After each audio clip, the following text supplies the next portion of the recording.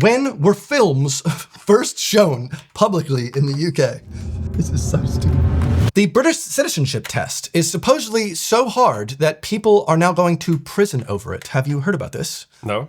Yes, actually in 2025, a woman was sentenced to 6 years in prison because she had taken 14 different people's citizenship test for them by just putting on wigs. It is crazy that the citizenship test is so difficult that people are willing to break the law and commit fraud in order to become a citizen. So to test out how difficult the citizenship test is, which I have taken and passed many moons ago, I have a British YouTuber here, Chris Spargo. Hello. Chris, you make videos all about Britain. I do, yeah. And I think it's one of those channels where it creates the illusion that I just kind of know everything. But little do you know that I just looked that stuff up and did it for the video. So. Yeah, how British are you actually? I'm 100% British.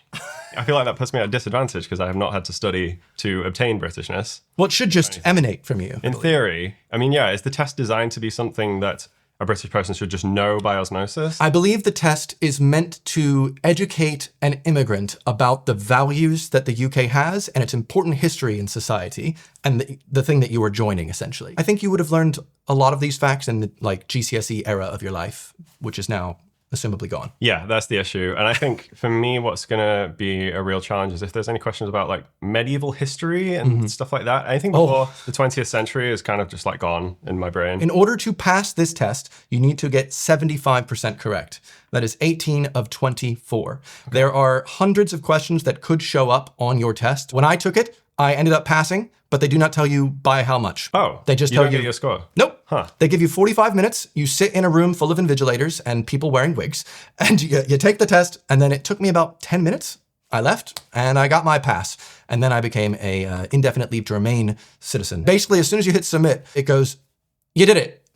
Your 50 pounds is not wasted. This is also a test of whether ultimately, are you now more British than me? That will offend many a gammon, and so I don't know if that's possible to say. Let's go. See if you can beat either of Chris and I. When did the first Christian communities appear in Britain? Was it the 2nd and 3rd centuries, the 1st and 2nd, the 4th and 5th, or the 3rd and 4th? This is very important to being a British citizen. Well, I can't say I remember any of those centuries, and yeah, you really don't learn about this in school, I don't think, unless I'm Sunday school. It. Sunday school. Yeah, I should have gone. You remember I said like anything before the 20th century I'm going to struggle with. Go straight in with 2,000 years ago. If you don't know what happened 2,000 years ago in Britain specifically, what are you doing? I think it's in between two. I just don't know, so I'm going to go with this. Okay, I've made my choice. All right, and what'd you got? Oh, D and A. All right, that was my second option. Correct. 1 point for Chris Spargo. Well, let's just stop it there. It's 100%. Next. Very important British question. When do pubs usually open? A, 10 p.m., 22 o'clock. Is it B, 11?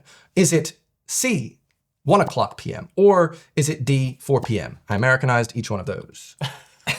That's a markdown for you. I know. I automatically lose this. When do pubs open? That's interesting. That's on the official citizenship test. 10 p.m. is way too late. Okay, I think I've made my decision. All right, what do we got? B! Both gone for B. Okay, so... And yes, public houses, also known as pubs, usually open at 11 a.m. or 12 p.m. on Sundays. Congratulations, you're a citizen. I never knew that. I feel like that's something I'll remember now. So I've learned something from doing this. I hope you're ready to learn about the next question, which is who led the Scottish army during the Battle of Bannockburn? Bannockburn, right? You automatically got it. We could both be wrong. Is it Edward? Oh, that's not exclamation mark. Is it Edward the First? Is it William the Conqueror? King Alfred the Great? Or Robert the Bruce? You don't even get a year for context to try and like narrow this down or anything. I don't think that would help me. You just have to know the battle of the word you said. Battle of Bannockburn. Bannockburn. William the Conqueror. He conquered. That's not right. He's from Normandy, so I don't think he's Yeah, because so I can rule him out. King Alfred the Great. I mean, I don't know who that is, honestly. I think he's one of the first kings. Robert the Bruce is definitely Scottish. So we've gotten it down to either. So I've got someone who I know is Scottish. Or Edward the First. Edward the First, who I don't know who that is. I guess I'm just gonna have to try my best. I made a decision. All right. We both went for D. Right, we're going down together. The correct answer is D. Oh, thanks. In Scotland, the English kings were less successful. In 1314, the Scottish, led by Robert the Bruce, defeated the English at the Battle of Bannockburn, and Scotland remained unconquered by the English. Oh, that's good to know. All right. When did the development of free press happen? 1695, 1832, 1805, or 1755? The implication in this question is that there was some specific thing that happened that was the development of a free press. I don't know what that thing is. It's got to be earlier than 1805, I would guess. I think I have a good guess based on a show I used to watch on PBS, which is our children's programming, public service programming. So I think I have a pretty good thought, but also that the show was American history, and I'm just hoping that it carries over. Yeah, okay. I made a decision. Hopefully, Liberty's Kids, the show about kids during the Revolutionary War, led me to believe it was D. Oh, okay. Dang! Yes! Whooping my ass! You're going down PBS? Oh my God. This is what American education system has gotten me. It turns out from 1695, newspapers were allowed to operate without a government license, increasing numbers of newspapers. I was thinking about the like printing press, and I was hoping that the printing press came out like in the 1700s, because I thought 1600s. Right. Congratulations. I'm only allowed 4 more wrong, so damn. Which of the houses is more important in today's Britain? House of York, House of Lancaster, House of Lords, or the House of Commons? I mean, that's an interesting question. Subjective. I mean, there's two categories of house here that we're seeing. Yeah. I wonder if the House of York and Lancaster technically still exist in any form. I wouldn't be surprised if they still technically are a thing somehow in our messed up constitution. There are houses there, I believe, in both cities. So yeah. There are many houses. And then you've got, well, I don't want to give anything away, but 2 of them definitely exist. yeah, I do feel like this one's quite an easy one. I mean, you visited them recently. I did. So you should know. It's D. It's got to be D. The House of Commons is the most important. Nice. It's the more important of the 2 chambers in Parliament because its members are democratically elected. I bet a Lord doesn't agree with that. They're like, actually, we're more important. So Actually, it's because of the Parliament Act 1911, I think you'll find. what does the UN aim to do? Oh, that's interesting. So it's a question not actually about the UK directly, but about, We're in it. an organization. Does the UN aim to prevent disease, prevent starvation, prevent high inflation, or prevent war? That's an interesting one. Yeah. I mean, I would have said they would do a few of those, but I can guess which one it wants. Yeah. Is the answer. Some of them are meant to basically catch out immigrants that are just memorizing certain expressions and words. So like House of York, they're like, I remember reading about that. So, Right. So you actually have to know English. It's got to be D. Prevent war? D. Yes. The UK is part of the UN, an international organization. More than 190 countries as members. It was set up after the Second World War to promote international peace. I mean, just about every country is in the UN, so wherever you're coming to the UK from, you should already know that in theory. Question 7. What was the population of the UK in 1801? Very important to know this as an immigrant. 5 million, 20 million, 8 million, or 4 million?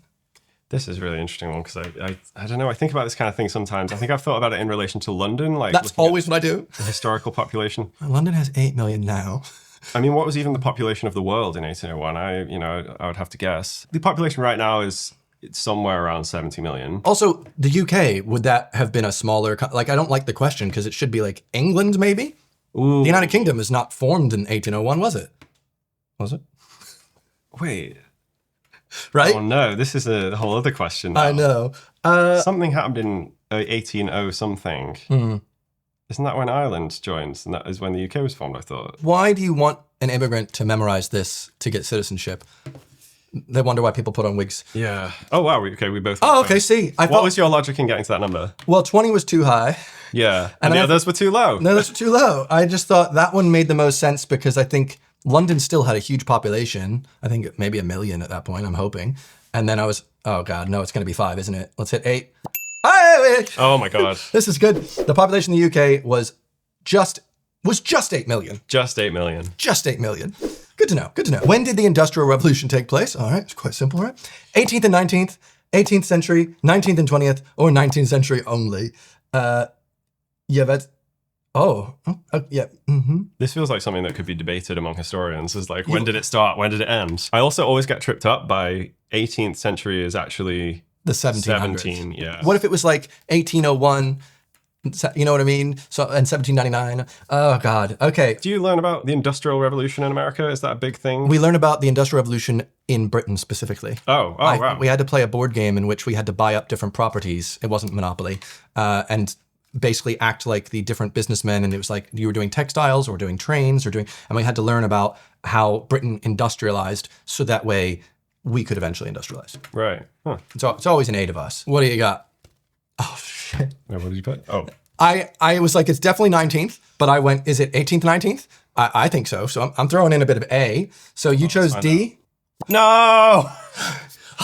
My first failure. The Industrial Revolution was rapid development of industry in Britain in the 18... It doesn't even tell you when it started. It would have been nice if it said it was 1899. Doesn't give me much more context, does it? No. All right, that's very exciting. When were films first shown publicly in the UK? Before YouTube. 1890, 1896, 1901, or 1906. This is so stupid. I'm trying to think of anything contextually I can use here. I'm using Red Dead Redemption. Oh. I think Red Dead Redemption 2 has given me some... I didn't get far enough in the game. Oh, no! I didn't finish it. This is one of those ones where, like, the rough idea I have just encompasses all of those years. So they're all very close. Somewhere around that period, but I don't know. Okay, I've made a decision.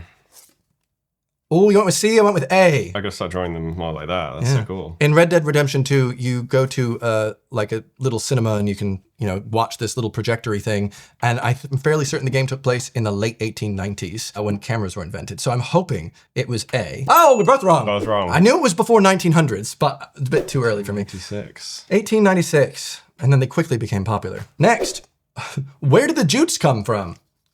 Presumably not the fabric. We have the Northern Europe, Southern Europe, not Eastern, just East Europe or Central Europe. I don't know who the jutes are, but I do know that there's a place called Jutland, and I have a rough idea of where that kind of is, and that's all I got. I know Rutland, but I don't know. It's not quite the same. It's not bordering Rutland and Jutland. I think I know too that it might not be, but then again, this is just a guess. So where are these jutes coming from? What are they after? I had to learn this and read my Life in the UK book, but I've clearly forgotten it. So you have learned about the jutes? Yeah. I don't know the jutes. We learn, you get like Angles and Saxons and stuff, but that's all. And Anglo-Saxons. And Anglo-Saxons. But yeah, I think I had to learn this. I just clearly have forgotten. All right. I'm between two of them, and I'm gonna go. Same. Oh, you went with D, I went with A. That was my other one. It was A! It's the other one. Britain was invaded by tribes from Northern Europe, the Jutes, the Angles, and Saxons. Which two buildings were built during the Middle Ages? Your favorite topic. They only built two. The housing issue was even worse in the Middle Ages. So we're picking two answers on this one? Yes. So oh my God. Edinburgh Castle, the Building of Parliament, that's my favorite building, is the Building of Parliament, Lincoln Cathedral, or New St. Paul's Cathedral. It's like the old one, but new. This also assumes that we know what the Middle Ages are and exactly when they begin and end. Although I'm hoping that two of them were just straight up built in very different parts of history. Edinburgh Castle, I could believe that. The Building of Parliament, I'm just going to say no. Lincoln Cathedral, I could believe that. And New St. Paul's Cathedral, probably not. Okay, I've got some pretty. This should be easy. Yeah, I think this one's quite simple. So Assassin's Creed, air conditioning. AC. Oh, okay. I'm fairly certain. See what we can do. Edinburgh Castle and Lincoln Cathedral. Sometimes they are nice with the questions, and they're nice and easy for you. I think one of them on my official test was, on what day is Christmas Eve celebrated? It is an offense to not have a MOT or an MOT certificate if your vehicle is more than blank years old. 3, 4, 5, 2. Do you drive? I do drive. Oh, Dan, this is easy for you. I do not drive in this country. I have an idea. I had a number in my head, and now I'm like, doubting it between two of them. I had an older car when I was in America, so I just had to constantly get it checked up and get pass a test. But you guys have it so that if the vehicle is brand new, you don't have to get an MOT inspection. But if it's something years old, you do. Yeah. All right. So. And do you know what MOT stands for? Motor or turf. Hold on. It's obviously Motor Vehicle Office of Transportation. Ministry of Transport. So you're on the right lines. I'm really losing my citizenship. Hasn't existed for quite a while, but it's still called that. Oh, interesting. A. All right. I chose A as well. I'm worried that it could be 2 years, but I was thinking it might be 2. Whew. Okay. Oh, okay. So, and then after you get your first MOT, you have to go back every year. Yeah. Just to make sure that the vehicle's running smoothly. The Mousetrap, Jesus Christ Superstar, and Evita are examples of British what? Art, music, films, or theatre? This is very easy. Yeah, I think living in London is a huge advantage here. It is. A lot of the questions are very London-centric, which makes it easy. Have you seen any of those? I have seen none of those. Have you? I have seen The Mousetrap. Very good. Well, I'm assuming you saw a theatre show? I have seen, yes. So I've seen one of these, and I'm sure I've walked past the other two in London. Yeah, I've walked past Mousetrap a lot. I've seen quite a few plays in London, but never any of those. I've seen like the Book of Mormon. I've seen that. Like twice. I like funny things. Next up, you're doing great. How old do you have to be to stand for election as an MP? 16, 18, 25, or 21? I believe I know the answer to this. I think this one, yes, it should be quite simple. There is a possibility that I could be wrong, but I think I know the answer. B. It's got to be B. It's got to be. Correct. Yes. It says anyone can. It's just you're unlikely to win. Oh, does it say that? Yeah, they just put us down there. They're like, you can, just don't, you know. Damn. We've had 18-year-old MPs, I believe. I think a few people have been elected very young. Really? In the last, decade or so. I think in America there's a higher age limit or something. For the office of President of the United States, I believe that you have to be a minimum of 80 years old these days. However, it is actually, you have to be an American-born citizen that is 35 years. Yeah. So I'm now legally allowed to run for president as of this past year. Oh, you better get on that. During the reigns of Elizabeth I and James I, the English government encouraged Scottish and English Protestants to settle in which Irish province? Ulster, Grimsby, Dublin, or Pale? I've never heard of Pale. Is that a place somewhere? Well, as you read out this question, I was getting increasingly worried because there's so many moving parts to the question. But actually, the answer's quite simple. Very obvious. Okay, good. Unless it's a trick. Yeah, I don't know anything about what happened in the reigns of Elizabeth I and James I, but I'm going to go with Ulster. Hey, Ulster. Hopefully, yeah. Okay. Yeah. They settled those in Ulster. I believe Ulster's also famous for a fry-up, an Ulster fry. Is that like full English but a bit different? Or? It is. I think it's also one of the questions that I had to learn. That's why I know about it. So the Ulster fry is like sausage and bacon. I think they got soda bread. Ooh. I love a good soda bread. The UK is a diverse and dynamic nation which welcomes those who want to make a positive contribution to society. True or false? True or false? Come on. So this is a toughie. You cannot have an opinion against this. You have to agree. They're gonna change, and they're just like the answer is now false. Well, after Brexit 3, it turns out, yeah. I mean, we can just say is. Oh wait, sorry, I put false because we were joking about it so much. Oh my God! That's it. You got in my head. You're trying to trick me, throw me off. You've been cancelled. Okay. All right. So you say true. Yeah. All right. Yes. Good job. Final 6. It is a criminal offense to owe money to someone, and you might be taken to court. True or false? Okay. Are these all going to be true and false now? And when you're answering this, just think about the money you owe me for that curry the other day. So I'm going to jail. False? Yeah. Okay. Yeah. Owing money is a civil offense. Oh, just purely owing money. I suppose is it like the legal definition of owing money means that you haven't paid a debt? Because to me, like if it's like, oh, I owe him £5, I'm not gonna hopefully get taken to court. No, that's why I'm getting confused by this. It's any amount of money. Someone could take you to court for £5 if they wanted to. Yes. But there you go. The Boer War took place in which country of the British Empire? Is it Scotland, Bangladesh, South Africa, or Pakistan? How do you feel about this question? That's quite easy. Okay, so I was hoping that you'd get cut out. Okay, so we could talk about it. No, you didn't. You think I wouldn't know this? I was like, there's no way he's going to know about the Boer War. Like, this isn't going to work out. I've watched YouTube videos about this. I've learned. Oh, ready? I didn't learn about, yeah. South Africa. The British went to war in South Africa with settlers from the Netherlands. That's why I know it, because the Dutch settlers are the reason why the accent in South Africa is so interesting. Yeah. And so Afrikaans is like a blend of some Dutch words.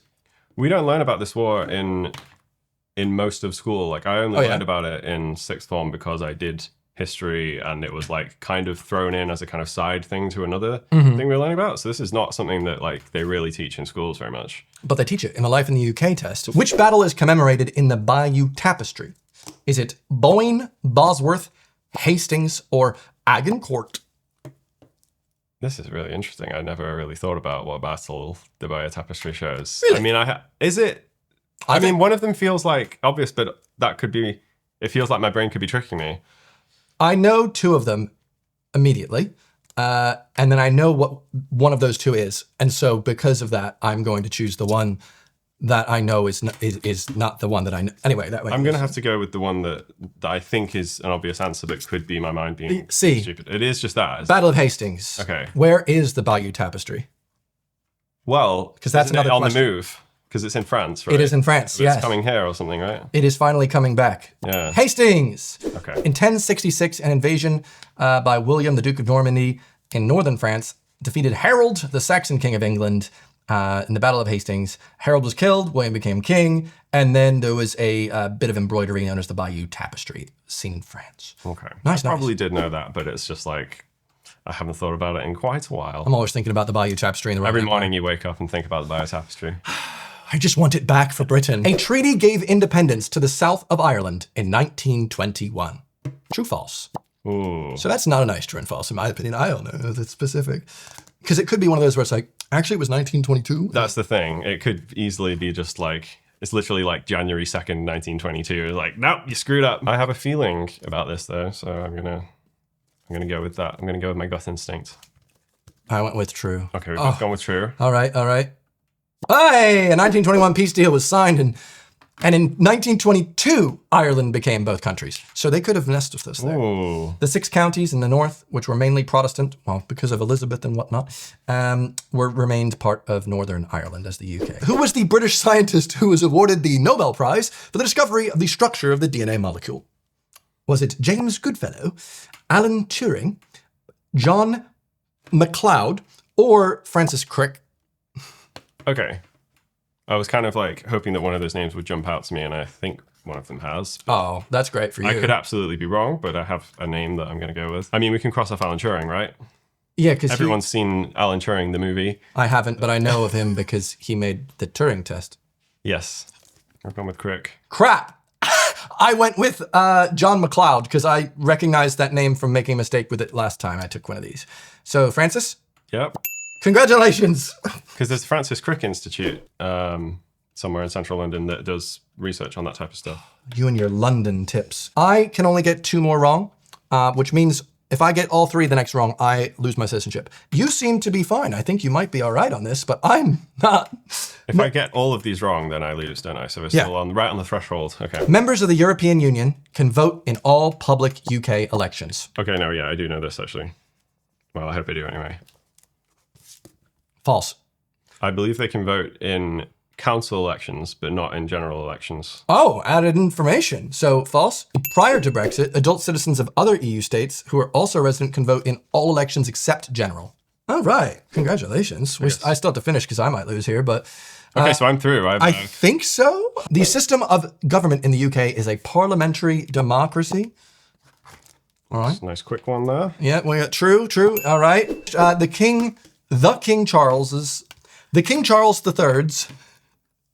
This is the big finale. The King Charles III's eldest son, Prince William, is also known as the Prince of Wales, Prince Harry, the King of Ireland, or the Duke of Edinburgh. I've never understood why this is the case. I think I know it, but it's I don't know what the tradition is there. I went with A as well. Yeah. The reason I went with A was because the Duke of Edinburgh is taken, King of Ireland is offensive, Prince Harry is the one with the red hair, so that's not what his name is, and Prince of Wales is the only one left, and it's a good pub. There we are. Prince Philip, the Duke of Edinburgh, was who she was married to. Her eldest son, King Charles III, previously known as Prince of Wales, became the sovereign monarch in 2022. His eldest son, Prince William, is the new. I don't know much about the royals. What I do know is that you are now royalty. You got 88%. Okay. Congratulations.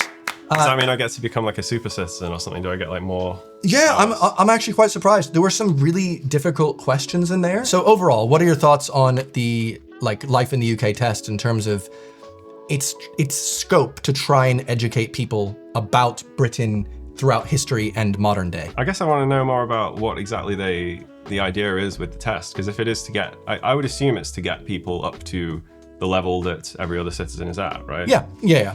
Or even more so, based on random dates of when the Tower of London was built. This is one of the questions I had. In reality, I would say, as someone who has taken and passed this test for real, as long as you read the boring book and take a lot of practice tests, you'll recognize that they always ask roughly the same questions. They really want you to know about when women got the right to vote usually. It's more just trying to make sure that you have an overall rough knowledge so that every immigrant that becomes a British citizen can one day win a pub quiz. I've never won a full pub quiz, but I won an extra secret round because I was the only one in the entire pub that got it right, because they didn't expect anyone to know the state capital of Nevada. What is the state capital of Nevada? What do you think it is? Brits only know one city in Nevada, if they do know any at all. It's not that one. It is Carson City. Easy to remember because, as a quick side, at one point the actual sun was driving around in the desert in a car, and he was looking for he was really thirsty, and this guy pulls up to his car and he says, "Hey, I'm trying to get some water." And he says, "Sorry, it's Nevada." So Carson City, Nevada. And that's how you win pub quizzes. Yeah! Chris, where can people find you? They can find me on YouTube. And in fact, they can find you on my YouTube. Oh, yes. Soon. So we've got a little collab coming out on Chris's channel sometime next week. So be sure to check out Chris's link in the description or on his face. Here's a clip. I want to die. Thank you very much, Chris, for coming on. Please tell me below what your thoughts are. Don't do that. What am I? This is such an old school outro. We don't do outros anymore on YouTube, old man. I'll show you how I would end this. Oh yeah, go for it. Here's my pitch for an ending. All right, well that was cool. All right, I'm gonna leave. As his name does say, Chris does Spargo. Well, thanks for watching. Hopefully I'll see you guys back on my channel next Sunday. Goodbye. Hi, Evan in the edit here. Before this video ends, just wanted to give a quick shout out and also apology to Jay Foreman, because about 7 years ago, I actually filmed him taking the citizenship test in my flat in Chiswick. And because the video is meant to be like loads of different YouTubers taking it, I was gonna make it like this huge production style. I got immediately overwhelmed after filming him, and I had no idea how I was gonna do it, especially because, well, lockdown happened right after, and I just kept sitting on it, not doing anything with it, and my man smashed the test, so I figured I'd end this video with some clips from that. Sorry, Jay. Thanks, Jay. And also, hope you all have a really nice rest of your day. Who developed important economics ideas?